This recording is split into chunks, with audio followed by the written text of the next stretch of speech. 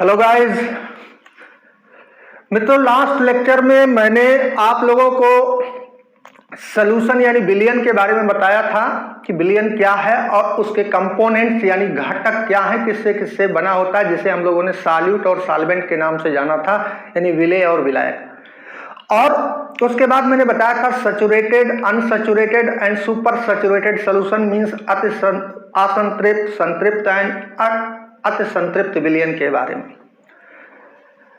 मित्रों,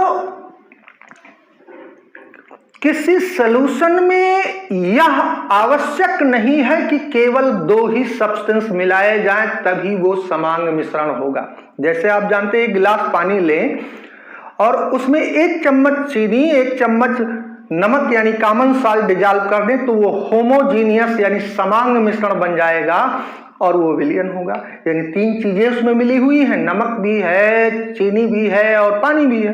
यानी 3 सब्सटेंसेस, 3 पदार्थों से मिलकर बना है, वो 3 घटक हो गए। लेकिन हम विलयन के केवल 2 ही घटक जानते हैं।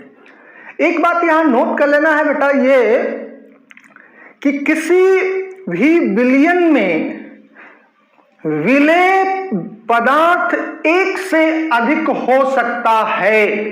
कौन? सॉल्यूट, वो मोर देन 1 हो सकता है, लेकिन विलयन में विलायक केवल एक ही होता है। मीन्स हम कहते हैं a solution always have only 1 solvent but solution can have more than 1 solute. यानी विलयन में सॉल्यूट एक से अधिक हो सकता है बट सॉल्वेंट केवल एक ही होता है। अब किसी विलयन में कितनी सब्सटेंसेस प्रेजेंट हैं, कितने कंपोनेंट हैं उसमें, इस बेसिस पे सॉल्यूशन को डिफरेंट नेम से जाना गया। कहा गया बाइनरी सॉल्यूशन यानी द्विअंगी विलयन, जो 2 घटकों से मिलकर बना हो, यानी जिसमें केवल 2 पदार्थ मिले हों, जैसे चीनी और पानी का विलयन। हमने कहा टर्नरी सॉल्यूशन यानी 3 कंपोनेंट, 3 घटकों से बना हो, यानी पानी भी है, शुगर भी है और साल्ट, कॉमन साल्ट भी है। ऐसे वो त्रिअंगी विलयन हो गया।